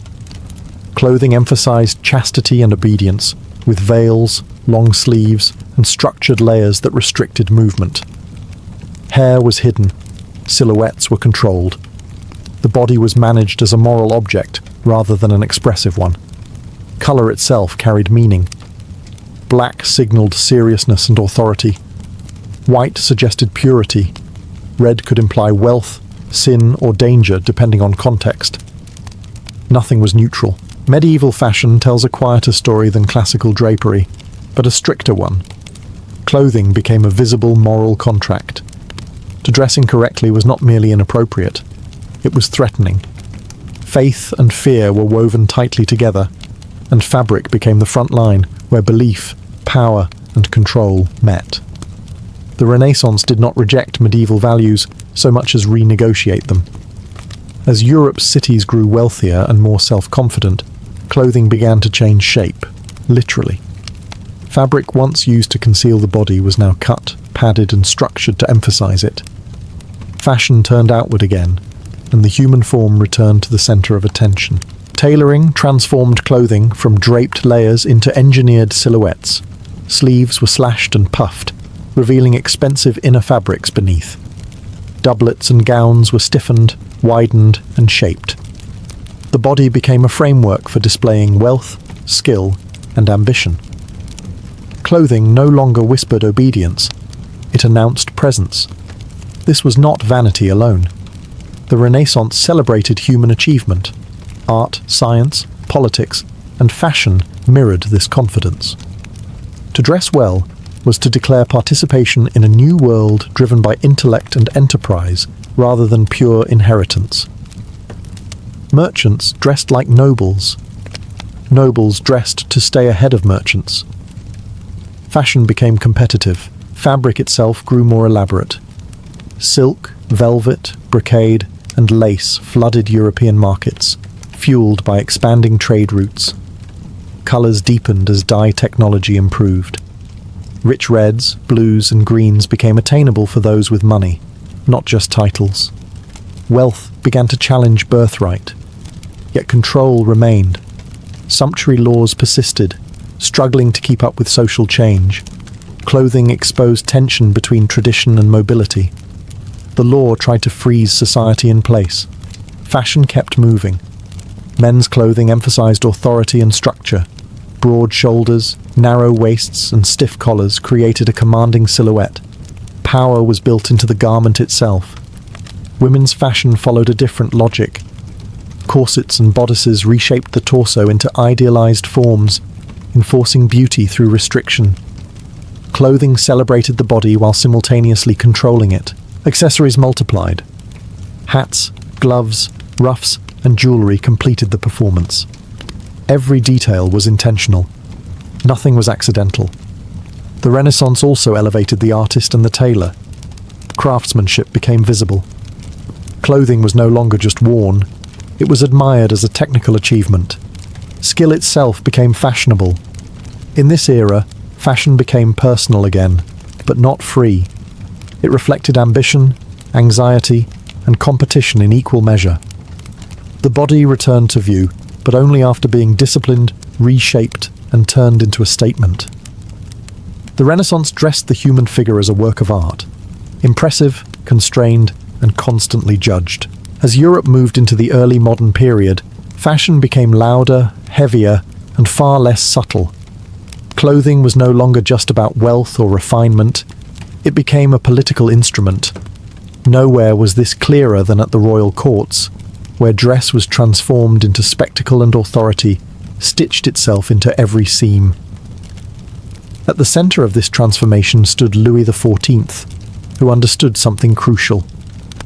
Power must be seen to be believed. At his court, fashion was tightly controlled, extravagant, and deliberately impractical. Towering wigs, embroidered coats, silk stockings, and heeled shoes turned the male body into a moving display of dominance. These clothes restricted movement on purpose. A king who could barely walk did not need to run. Court dress became a uniform of obedience. Nobles were expected to appear in specific styles, colours, and fabrics, all regulated by royal taste. To fall behind in fashion was to fall behind politically. To be excluded from court dress was to be excluded from influence. Clothing functioned as social surveillance. Women's fashion reached new extremes. Dresses widened into architectural forms, supported by layers of understructure. Movement became slow, ceremonial, and controlled. The body was less a person than a platform for displaying wealth, lineage, and alliances. Comfort was irrelevant. Visibility was everything. Luxury materials dominated: silk, lace, gold thread, and imported dyes. These were not simply expensive. They were intentionally wasteful. Excess proved abundance. The ability to wear something impractical demonstrated that labor was someone else's problem.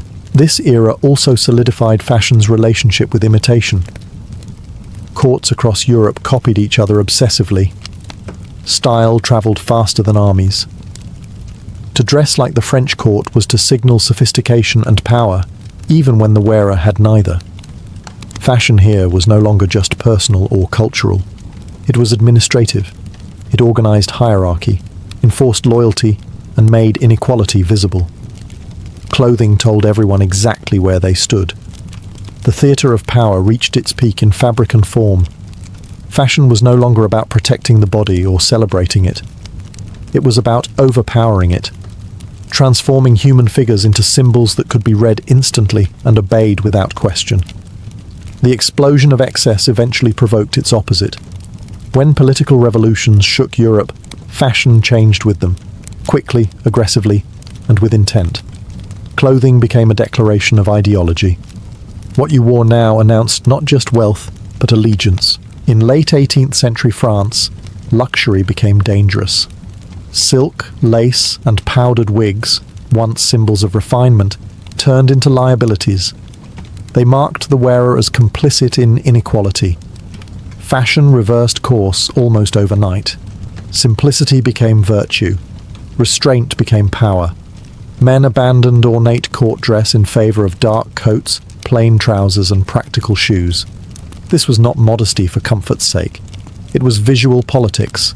Clothing modeled seriousness, rationality, and moral equality. The decorated body was suspect.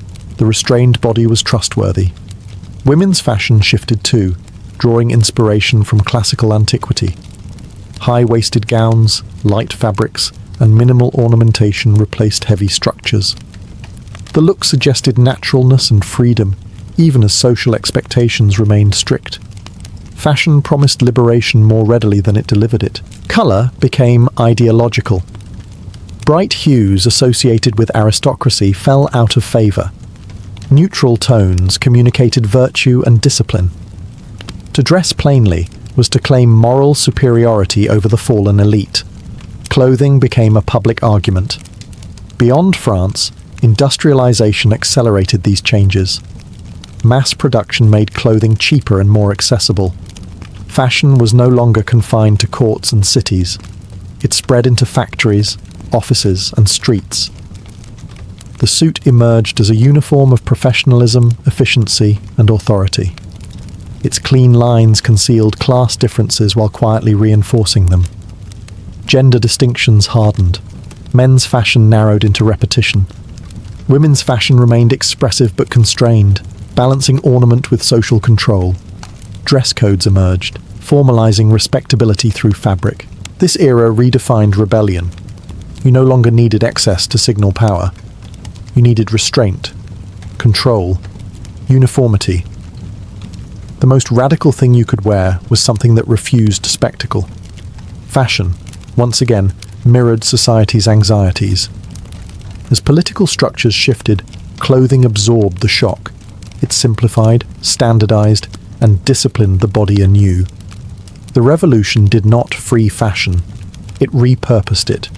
Clothes stopped performing monarchy and started performing modernity. Serious, rational, and quietly authoritative. As the 19th century progressed, fashion tightened its grip on the body once again, not through spectacle, but through morality. Industrialization transformed how clothes were made, sold, and worn. At the same time, social values hardened around respectability, discipline, and visible self-control. Clothing became a moral surface. Factories flooded cities with affordable garments. Ready-made clothing replaced bespoke tailoring for much of the population. Fashion accelerated, trends spread faster, uniformity increased. But this accessibility came with rules. To dress improperly was to signal moral failure rather than poor taste. The silhouette of the era reflected these anxieties. Men's fashion became rigid and repetitive. Dark suits, stiff collars, controlled shapes. Authority was sober, restrained, and predictable. Individuality was discouraged. Seriousness became the ideal. To dress loudly was to lack discipline. Women's fashion told a more complicated story. The body was reshaped dramatically through corsets, bustles, and layers of structure. These garments enforced posture, limited movement, and idealized fragility. Clothing claimed to protect women while physically constraining them. Respectability required discomfort. At the same time, fashion reinforced gender roles visually. Men moved freely. Women occupied space carefully. Clothing trained behavior as much as appearance. Fashion became a tool for social instruction. Color followed moral logic. Black signaled seriousness and virtue. Excessive decoration invited suspicion. Even leisure clothing was carefully coded. There were rules for every context: public, private, formal, informal. To know these rules was to belong. Yet beneath this surface of restraint, tension built. The same industrial systems that produced modest clothing also created wealth, mobility, and urban anonymity. New social classes emerged. Fashion began to fragment. The first cracks appeared. Women adopted simplified garments for work and movement. Sportswear emerged. Rational dress movements questioned restrictive clothing. These were not yet revolutions, but pressure points.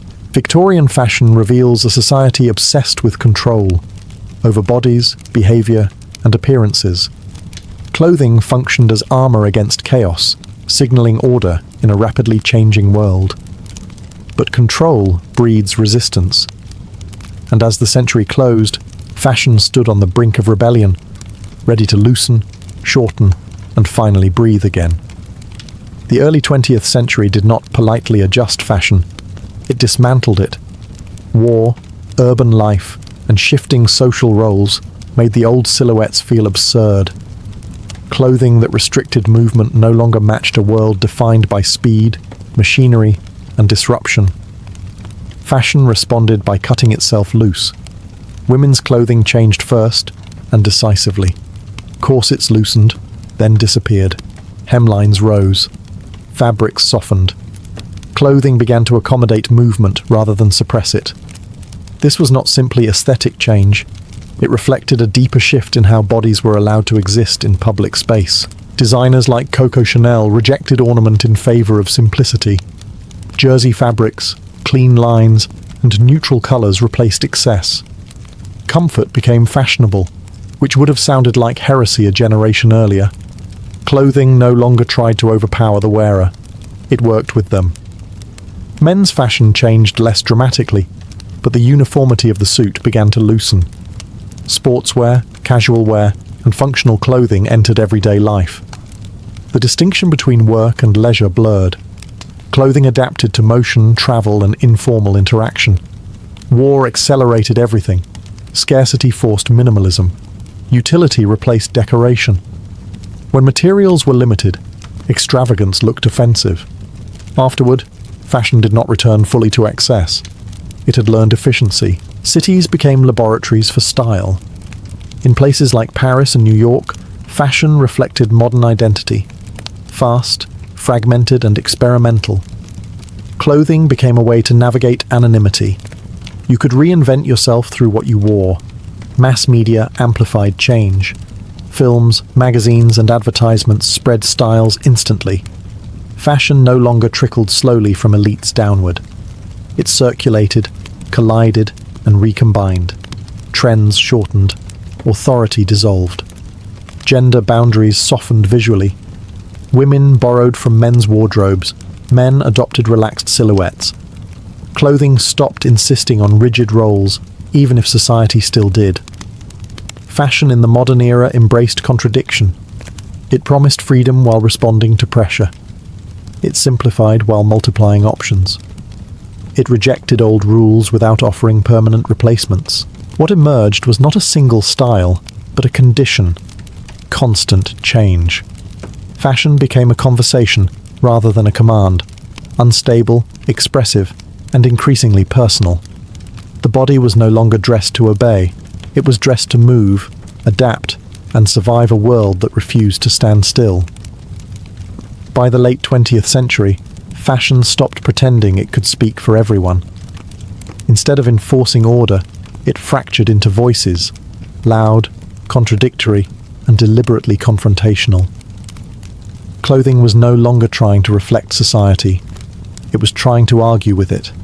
Subcultures took control. In post-war cities, young people used clothing to reject the values they inherited. In London, punk stripped fashion down to provocation. Torn fabric, safety pins, leather, and aggressive silhouettes rejected polish entirely. These clothes were not designed to last. They were designed to offend, to expose systems that felt rotten beneath the surface. Fashion became refusal. Other movements followed different paths. Streetwear emerged from marginalized communities, built around practicality, visibility, and coded belonging. Logos replaced tailoring, sneakers replaced formal shoes, clothing spoke in signals, who you listened to, where you came from, what you resisted. Identity became layered and portable. High fashion responded by absorbing rebellion. Designers pulled subcultural aesthetics onto runways, transforming protest into product. This cycle, resistance, absorption, repetition, became fashion's new rhythm. Nothing stayed outside the system for long. Technology accelerated everything. Global production, fast fashion, and digital media collapsed time and distance. Trends rose and fell in months, sometimes weeks. Clothing lost permanence. The idea of a stable style dissolved. You could reinvent yourself constantly, cheaply, and publicly. At the same time, fashion became more personal and more political. Choices about clothing began to signal beliefs: sustainability, gender expression, cultural identity. Traditional categories blurred. Masculine and feminine mixed freely. Vintage coexisted with synthetic. The body became a canvas rather than a template, but freedom came with consequences. Overproduction hollowed meaning. Choice became overwhelming. Fashion promised individuality while delivering uniformity at scale. The same tools that enabled self-expression also flattened it.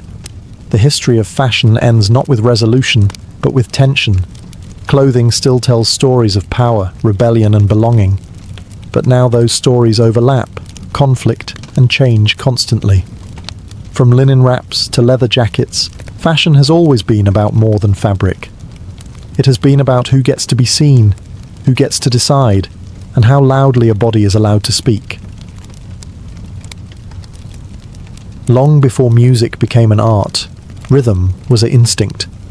The earliest drums were not invented, they were discovered. Humans noticed that striking a hollow object produced a sound that travelled farther than the voice and lasted longer than a shout. That sound carried authority. It demanded attention. It echoed something already familiar, the steady pulse inside the chest. The first drums were crude by necessity and powerful by effect. Hollowed logs, stretched animal skins, gourds, clay vessels, even the ground itself became instruments. Hands, sticks, and feet provided the technique. There was no separation between musician and audience because drumming was communal by design. Everyone felt it. Everyone moved to it. Rhythm did not need translation. Drumming served purposes far more serious than entertainment. It synchronized group activity: walking, rowing, working, hunting. A shared beat aligned bodies into a single unit. In dangerous environments, coordination meant survival. Rhythm created order where chaos threatened. But drums also crossed into the invisible. The repetitive pulse altered perception, pulling listeners into trance-like states. This made drums essential to ritual. They marked transitions: birth, death, initiation, mourning. The beat connected the physical world to something unseen, whether spirits, ancestors, or collective memory. In many cultures, the drum was not considered an object, but a living presence. Unlike melodic instruments, drums demanded no tuning to nature's scales. They spoke directly to the nervous system, loud enough to summon, steady enough to command, flexible enough to signal. A change in rhythm could warn of danger, announce celebration, or enforce authority. The drum became an early form of language, abstract, but universally understood. What makes drums unique is their inevitability. Every culture developed them independently, not because of imitation, but because rhythm is embedded in biology. Heartbeats, footsteps, breathing. The body is already a percussion instrument. Drums externalized what humans already were. There was no elite class of drummers at first. Rhythm belonged to everyone. It was shared, repeated, inherited. Children learned it before words. Elders preserved it through repetition rather than notation. Knowledge lived in the hands, not on the page. This is where the history of drums truly begins. Not in courts or concert halls, but around fires, in open spaces, among people who understood something fundamental. Before humans learned how to sing together, they learned how to beat time together. The drum was the first instrument because it was the first truth. As human societies settled and grew more complex, drums moved from instinctive tools into sacred instruments. In the earliest civilizations, rhythm became formalized, regulated, and infused with spiritual authority. Drums were no longer just beaten, they were invoked. In ancient Mesopotamia, percussion accompanied temple rituals and royal ceremonies. Drums marked offerings to the gods, processions through cities, and the presence of authority. Their sound was believed to travel beyond human ears, carrying prayers upward and summoning divine attention. Silence, in these moments, was not neutral. It was dangerous. In ancient Egypt, drums held a similarly sacred role. Frame drums and barrel-shaped drums appeared in religious festivals, funerary rites, and celebrations honoring the gods. Rhythm guided dancers, priests, and participants into coordinated movement, reinforcing cosmic order. The idea that society, nature, and the divine were meant to move in harmony. Drums also became instruments of power. In early states, sound controlled space. A drum beat could command attention across crowds long before written announcements or amplified speech. Leaders understood this instinctively. Ritual drumming framed authority as something sanctioned not just by people, but by the heavens. In many cultures, the drum itself was sacred. Materials mattered. Animal skins were chosen carefully, often from creatures associated with strength, fertility, or protection. The act of making a drum could involve ritual preparation, offerings, or purification. The instrument was believed to contain spirit, memory, or ancestral presence. To strike it incorrectly was not merely a musical error. It was a breach of respect. Drumming also regulated time. Festivals followed rhythmic cycles. Ceremonies unfolded according to beats rather than clocks. Repetition anchored memory in societies without written records. Rhythm preserved tradition. Unlike melodic instruments reserved for trained specialists, drums remained communal, even as societies stratified. While priests or musicians might lead, participation was collective. The beat invited response. It was inclusive by nature. What distinguished early civilization drumming from prehistoric rhythm was intention. The beat now meant something specific. It signaled sacred moments, reinforced hierarchy, and stabilized belief systems. Rhythm became architecture for society, invisible but foundational. As civilizations expanded, drums traveled with them. Trade, conquest, and migration carried rhythms across regions, where they adapted without losing their core power. The drum had become more than a heartbeat. It had become a bridge between humans and gods, order and chaos, sound and meaning. As societies expanded beyond villages and cities, drums acquired a new, harsher role. They became tools of coordination in conflict, instruments that could move bodies across distance, impose order in chaos, and turn sound into command. On the battlefield, rhythm was authority. In ancient China, large war drums were used to signal advances, retreats, and formations. The beat replaced speech, cutting through noise and confusion. Soldiers trained to respond instinctively to rhythm, not words. A single pattern could mobilize thousands. Silence, again, was never accidental. Across ancient India, drums accompanied armies and royal processions alike. Percussion announced power before it arrived. The sound of drums rolling across open land was psychological warfare.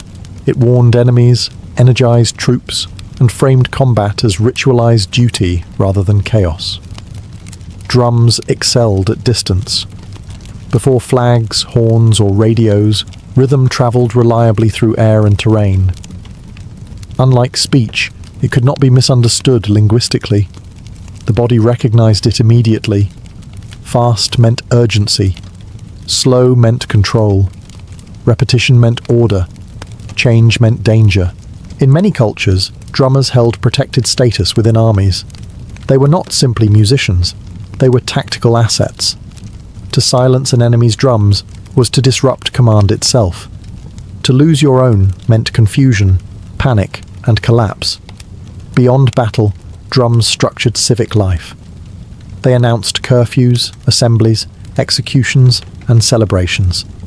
Cities pulsed to regulated sound. Time was kept by rhythm rather than clocks. The drum governed daily movement. Yet even in war, drums retained symbolic weight. Beating the drum before battle invoked ancestral protection and moral justification. Conflict was framed as necessary, sanctioned, and meaningful. Rhythm made violence feel ordered. This dual nature, sacred and brutal, defined the drum's expanding identity. It could summon gods or summon soldiers. It could heal or terrify. The same instrument served both altar and battlefield without contradiction. As empires collided, rhythms crossed borders. Military drumming styles influenced one another, evolving through contact and conquest. Patterns became sharper, louder, more standardized. Precision mattered. By this stage, drums were no longer communal in the old sense. They were specialized, disciplined, and strategically deployed. Rhythm had become a language of power, one that could organize belief, enforce obedience, and move history forward with a beat that could be felt long before it was understood. While many civilizations used drums to project authority from the top down across much of Africa, drumming evolved in the opposite direction, outward from the community itself. Here, drums were not background instruments or tools of command. They were voices. To understand African drumming is to understand rhythm as social structure. In many African societies, drums functioned as a form of speech. Tonal languages allowed rhythms to mimic the rise and fall of words, turning drums into communicative tools. Messages could be sent across villages, announcements, warnings, celebrations, even personal names. The drum did not accompany language, it became language. Drumming marked every stage of life. Birth, initiation, marriage, harvest, mourning. Each moment had its own rhythms, patterns learned through repetition and memory rather than written instruction. To know the rhythms was to know your place within the community. Music was not separated from daily life. It was embedded in it. Unlike hierarchical court or military drumming, African percussion emphasized dialogue. Call and response patterns created conversation rather than command. One drummer spoke, another answered. Dancers responded with movement. The audience was never passive. Participation was expected. Rhythm created belonging. The instruments themselves varied widely. Djembes, talking drums, dunan, frame drums, each carried regional identity. Materials were local. Construction followed tradition.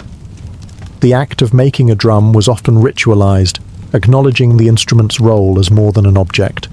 A drum could represent lineage, history, and collective memory.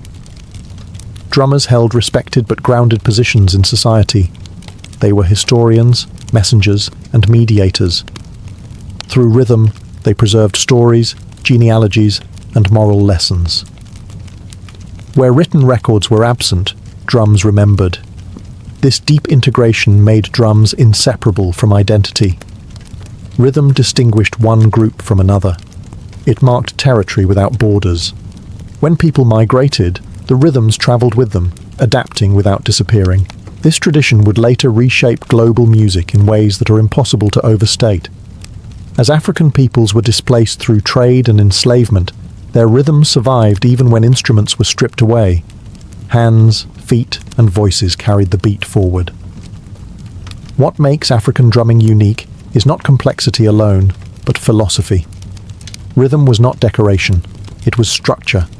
Time itself was experienced as layered, cyclical, and shared. The drum here was not an authority imposed from above. It was the sound of community thinking out loud, together, in time, without separation between music and life. When African rhythms were torn from their homelands through forced migration, the drum became dangerous. In many parts of the Americas and the Caribbean, colonial authorities quickly realized what rhythm could do. Drums gathered people. Drums coordinated movement. Drums remembered things that power preferred forgotten.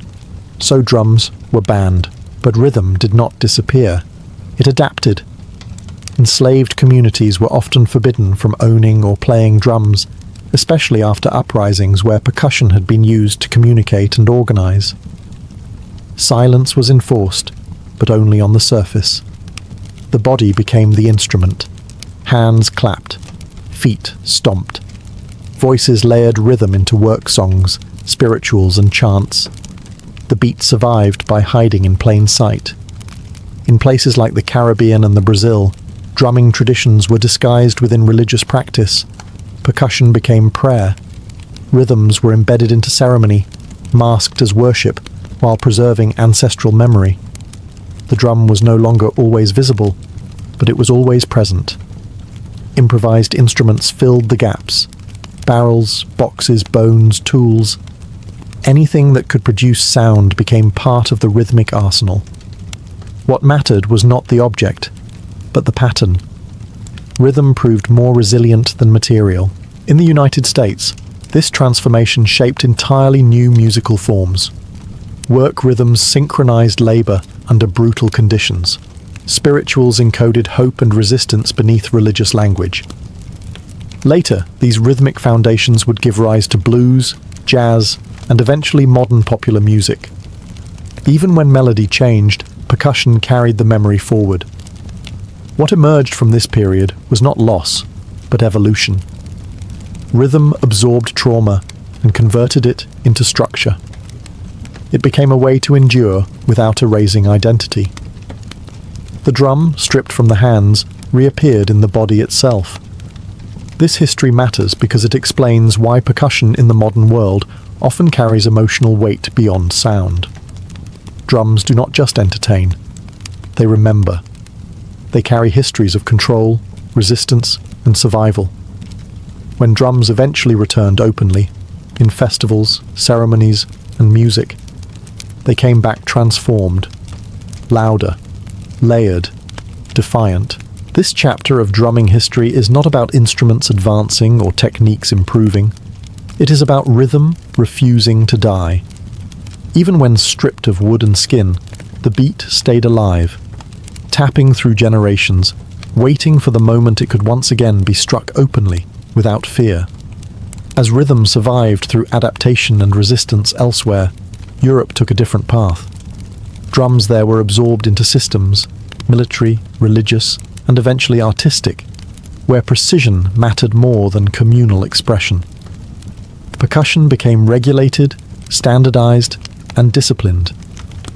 In medieval and early modern Europe, drums were tightly linked to armies. Side drums set marching pace, enforced timing, and imposed unity on large groups of soldiers. Rhythm trained bodies to move as one. Unlike African call and response traditions, European military drumming demanded obedience, not dialogue. The beat was fixed. Deviation was error. This approach carried into ceremonial life. Church music used percussion sparingly, but rhythm still structured time. Bells marked hours. Processional beats ordered movement. Sound controlled space and behavior. Music reinforced hierarchy. As orchestral music developed, drums entered a new environment. In courts and concert halls, percussion became a supporting force rather than a leading voice. Timpani, bass drums, and auxiliary percussion emphasized drama, tension, and resolution. They did not speak freely. They obeyed the score. The orchestra transformed drums into symbols of power rather than participation. A single strike could signal danger, triumph, or fate itself. But that strike was carefully placed. Improvisation disappeared. Precision ruled. This shift reflected broader cultural values. Western music increasingly prized notation, control, and authorship. Rhythm was something to be written, rehearsed, and repeated exactly. The drummer became a specialist rather than a communal figure. At the same time, new instruments emerged. Advances in metalworking and tuning allowed drums to produce consistent pitch and volume. Percussion grew louder, deeper, more controlled. The chaotic pulse of earlier eras was reshaped into disciplined force. This transformation was not neutral. By placing rhythm inside rigid systems, Europe separated drums from their social roots. Percussion became something to listen to rather than something to join. The audience was expected to remain still. Yet something was lost in the process. Drums gained precision, but lost flexibility. They gained respectability, but lost intimacy. Rhythm was no longer a shared experience. It was a performance. This tension would not last forever. As the modern world accelerated, the strict order of orchestral percussion began to feel constraining. New spaces, new cultures, and new technologies would soon pull drums back out of the score and into the street. The stage was set for rhythm to break free again, louder, looser, and impossible to contain. The rigid discipline of Western percussion could not survive contact with the modern city. As cultures collided in ports, factories, and neighborhoods, rhythm slipped its leash. Drums moved out of the orchestra pit and into crowded rooms where rules bent under pressure. This was not refinement. This was release. In places like New Orleans, African rhythmic memory met European instruments and American realities. Marching drums, church rhythms, work songs, and street parades overlapped daily. Out of this collision came syncopation, rhythm that leaned forward, pulled back, and refused to land where expected. The beat stopped obeying the grid. Early jazz drummers were not timekeepers alone. They were conversationalists, using snare, bass drum, cymbals, and whatever else was available. They layered rhythms that danced around melody rather than beneath it. The drum kit itself was a practical invention. Multiple percussion voices controlled by one body. Efficiency turned into expression. Improvisation returned. Unlike orchestral percussion, jazz drumming demanded constant decision-making. Every performance was different. The drummer listened, responded, provoked. Rhythm became interactive again, closer to its communal roots than anything Western music had allowed in centuries. This shift changed how drums were perceived. They were no longer background support. They shaped momentum, mood, and tension. A single break could redirect an entire piece. Silence mattered as much as sound. Space became rhythmic. As jazz evolved, so did drumming. Swing loosened the beat. Bebop fragmented it. The drummer stopped marking time and started suggesting it. Rhythm became elastic. Authority dissolved into collaboration. This freedom carried forward. Rhythm and blues, rock, funk, all inherited the idea that drums could lead rather than follow. Backbeats emphasized groove over order. The body returned to the center of music. People danced again, not politely, but instinctively. Technology amplified everything. Microphones made subtle playing audible. Recordings preserved style and spread influence globally. Drummers were studied, copied, idolized. Rhythm became personality. What jazz restored was not just complexity, but attitude. The drum reclaimed its right to surprise, to interrupt, to argue. It no longer served structure alone. It questioned it. After centuries of discipline and restraint, percussion remembered something ancient. Rhythm is not meant to behave. It is meant to move people. As the 20th century accelerated, drums were reshaped by machines. Electricity, amplification, and mass production transformed percussion from a physical presence into a force that could dominate space. Rhythm grew louder, heavier, and impossible to ignore. The invention of amplification changed everything. Drums no longer needed to compete with horns or guitars acoustically. Microphones pulled subtle strikes into focus, while amplifiers allowed sheer volume to overwhelm a room. Power became a feature. The beat was no longer felt only in the body. It rattled walls, floors, and chests. Rock music pushed this to its limit. The drum kit expanded in size and aggression. Bass drums deepened, cymbals multiplied. Drumming emphasized repetition and impact rather than complexity. The goal was not conversation, but propulsion. Rhythm drove crowds forward as a single mass. The beat became physical force, At the same time, industrialization standardized instruments. Drum kits were manufactured at scale, tuned for consistency rather than individuality.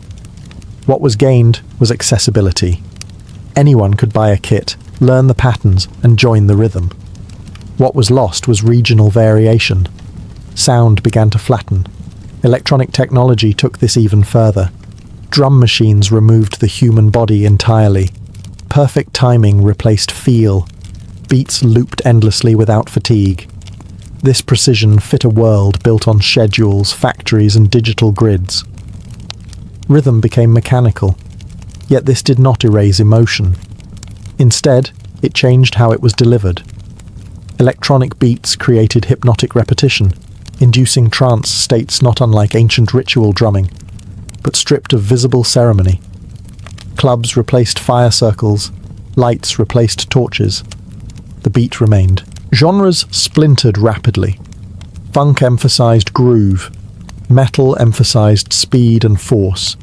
Hip-hop reclaimed rhythm as language, looping breaks and turning drums back into narrative tools. Sampling resurrected old beats, placing history inside new machines. Technology also democratized rhythm. You no longer needed strength, training, or physical endurance. You needed software. Rhythm became programmable, editable, shareable. The drum spread faster than ever before, crossing borders in seconds. But something uneasy emerged. As beats multiplied, silence vanished. Rhythm became constant background noise. In ads, phones, public spaces, the drum risked losing meaning through overuse. Still, the core remained. No matter how artificial the tool, the effect was familiar. The body responded. Feet tapped, heads nodded, hearts aligned. Technology did not replace the drum. It magnified it, turning the oldest human sound into the loudest voice of the modern world. At the end of its long journey, the drum has not settled into a single role. It has accumulated them. What began as instinct became ritual, command, community, rebellion, and machine, without ever losing its core function. The drum still does what it has always done. It aligns bodies, carries memory, and demands response. In the modern world, drums exist everywhere, often unnoticed. They pulse beneath music, advertising, film, and daily noise. Yet when rhythm is stripped away, absence is immediately felt. Silence without beat is unsettling. The drum remains a psychological anchor. Across cultures, traditional drumming persists alongside electronic production. Indigenous rhythms are preserved, revived, and recontextualized. Drums appear in protests, ceremonies, and healing practices, not as nostalgia, but as continuity. Rhythm still gathers people when words fail. Drumming has also returned to the body. Percussion circles, therapeutic drumming, and communal rhythm practices reclaim something ancient. Participation without performance. You do not need talent to beat time. You need presence. This accessibility explains why drums remain powerful long after more complex instruments have risen and fallen. At the same time, the future of drumming is uncertain. Artificial intelligence can now generate perfect rhythms endlessly. Machines can simulate human feel convincingly. Precision is no longer a limitation. Meaning, however, remains unresolved. A flawless beat does not guarantee connection. What separates a drum from noise is intention. Someone chooses when to strike. Someone responds. Even in digital spaces, rhythm still seeks bodies to receive it. The drum's history reveals a pattern. Whenever rhythm becomes too controlled, it escapes. Whenever it is banned, it reappears elsewhere. Whenever it is mechanized, it finds a way back into flesh. This cycle has repeated for thousands of years. The drum does not evolve toward complexity. It circles back to necessity. It thrives where speech collapses, where order fails, where people need to move together without explanation. From tribal fires to concert stages, from battlefield signals to bedroom speakers, the drum remains unchanged in purpose, even as tools shift. It is still the fastest way to turn many into one. The history of drums does not end here because rhythm does not conclude. As long as humans have bodies, there will be a beat to follow, steady, insistent, and impossible to silence.